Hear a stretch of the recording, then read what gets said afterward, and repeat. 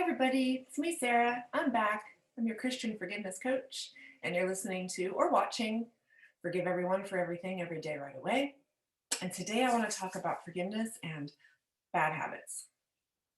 So, when we don't forgive and we're suffering with our thoughts and our emotions about something someone did or said, oftentimes we find ourselves trying to escape those painful emotions when we haven't learned how to process them and forgive. And oftentimes these end up being bad habits. Now, bad habits I'm describing as something we do often when we're resisting facing something we do to feel better in the moment, but the long term result is like a net negative effect. Okay. So, a bad habit can be anything from like biting your nails to overspending to eating a box of Thin Mints, and also things like pornography, alcohol, drugs. So anything that feels good in the moment gives us short term relief or pleasure, but in the long run, it's not good for us and it's affecting us negatively. Okay. So it's become a habit after we've done it like so many times. We're now basically kind of doing it on autopilot, maybe subconsciously without even thinking about it. So I have personal experience myself with doing this with things like alcohol, cannabis, shopping, uh, biting my cheeks and lips, watching Netflix, those kinds of things. So I want you to think about how the brain works, okay? So our brains are designed to survive, right?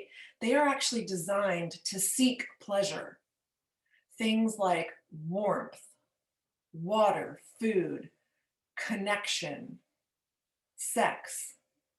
Our brains seek these things and we get a dopamine hit, and our brain's like, yes, that is good. And that part of our brain, that part that says, yes, that is good, that is its job to say, yes, that is good. Let's do that. So we as humans have to use the thinking part of our brain, call this the prefrontal cortex, the thinking part of our brain to decide if in fact it's good for us. Okay. So that part of your brain that's going like, yeah, yeah, do that thing. It's not thinking about like what's best for us. It's just saying, yes, yes, do that thing. And we have to take control with the thinking part of our brain to start being aware of it and decide on purpose. Is this good for me? So warmth, yeah. Water, definitely. Food from the earth, definitely. Connection with community, for sure. Sex, yes. All of these things help us survive and thrive as humans, right? The other things, the ones that I'm kind of calling bad habits because they have that net negative effect, they don't.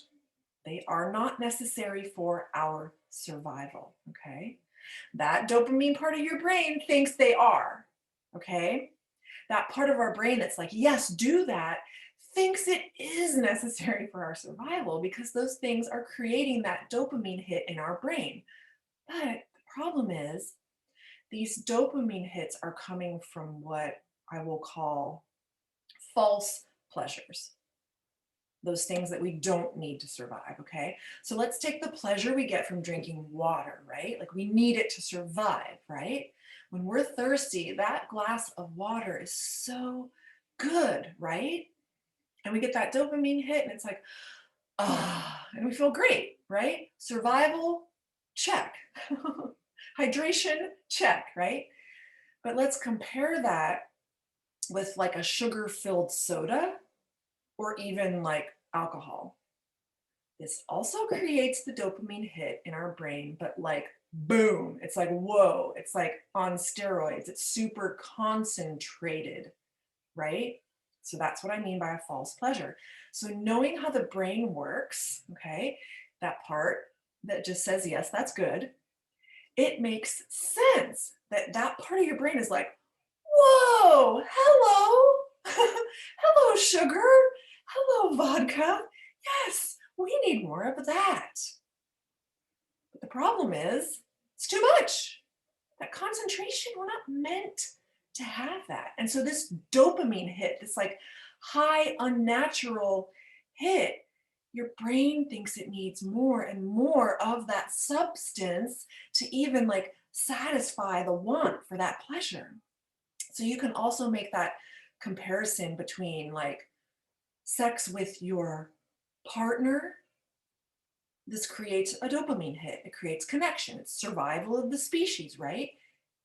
We need it for procreation. But then compare that dopamine hit that you might get from pornography. Maybe scrolling Facebook or Instagram for hours and hours. Like totally concentrated dopamine hit, right? To the point where the more you watch of it, the more you need to even get the amount of dopamine that you want from it.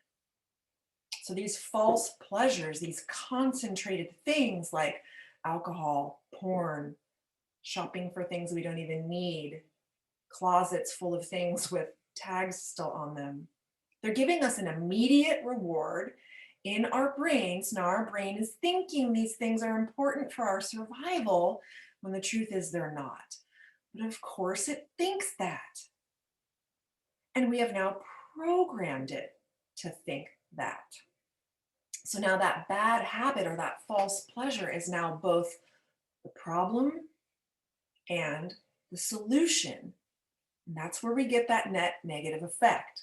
Okay, alcohol is such a perfect example of this. And it's so fascinating to me because it's so like normalized in our society. It's like everybody does it, right? It's like when a group finds out you don't drink, they're like, why aren't you having a drink? You know, it's so much fun. Why aren't you participating? And I know I used to think that like you were kind of weird if you were like the person in the bar not having a drink or at the party not having a drink. And I know, you know, in our culture too, like I know when my kids were toddlers, I was in like that culture of like, oh, wine is mommy juice, you know? It's like we needed it to survive. And it's like we couldn't wait till 5 o'clock because some singer wrote a song about happy hour. And, you know, it's like, oh, 5 o'clock. Yeah, it's time to pour that first glass of wine. And it was almost like a joke between friends. And I remember loving a particular Facebook page called Mommy Needs Vodka. And I thought it was so funny and so realistic until one day I realized I didn't want to drink anymore. I didn't like feeling bad the next morning. And so I'd say like, okay, I'm not doing that anymore. But then by 5 o'clock, I'd still find myself with that glass of wine in my hand. And then another, and then another. And as my tolerance built up, you know, I was starting to have slight hangovers, not sleeping well, all sorts of judgment about my drinking then. And then I wondered, like, why can't I just stop? What the heck is going on here? Why can't I just have one glass? Why did I hate myself in the morning and then want it so bad at 5 o'clock? And here's what I learned, that I had simply programmed my brain to do so. And then I learned that if I had programmed it to do that, well, then I could program it the opposite, to not want it anymore. And that's exactly what I did. Was it easy? No. Why? Because then I had to feel my emotions. Spent all day with the kids, a little wound up. That 5 o'clock glass of wine had started to feel pretty darn good. And now I had chosen not to partake in it. And I had to feel my negative emotions, and they felt terrible. And it was just like so much easier to numb out, right? Except that cycle was just kind of never ending. So I want you to think about your bad habit if you have one. First of all, are you aware of it? Is it something like I experienced where you both kind of love and hate it? You both want to do it, but you don't want to do it? And have you thought about the why? Why are you doing it? I thought I was drinking to relieve the stress of a day with my kids. I thought I was drinking because it relaxed me. I had programmed my brain to think that I needed it to relieve my stress and relax. Now, remember, we've talked about courage, right? Sounds all grand and noble, but feels really bad. It feels very uncomfortable. So it takes courage and a lot of it to do this work of breaking a bad habit that's not serving you. So, what bad habits do you want to stop doing? You have to be willing to face the reason, the feeling that you may be avoiding when you started doing that habit. You have to be willing to face it, allow it, process it.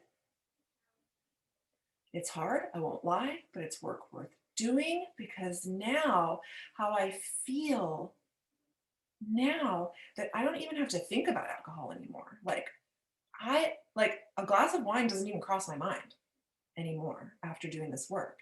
And that feels like freedom. I could be at a bar, I can be at a party with friends who drink, I can have alcohol in my house, and I genuinely don't want it.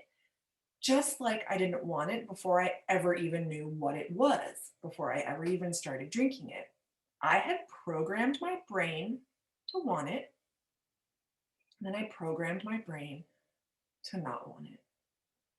And the way I did that was opening myself up to whatever negative emotion that I had been unwilling to feel and willing to do that work. So, my question for you is, how is your forgiveness going? Are you forgiving, or are you escaping that forgiveness work and the feelings that it brings up by partaking in bad habits that aren't serving you, and in fact may even just be making you feel worse? So I want you to know that I see you. Like, I totally get it. And if you want help with any of these concepts and you want to coach, you can coach with me. I've got you. If it's not with me, find someone to talk to about it. Okay? Just reach out. I'm here for you. Other people are here for you. And I want you to know that, like when I have success with something like this, like the first thing I want to do is figure out how I can help someone else. So a lot of what I talk about on here is going to be stuff that I've gone through, stuff that I'm currently going through. And I just want to share it in a way that might help. Okay? So I hope this helps. It's done with love. Talk next time.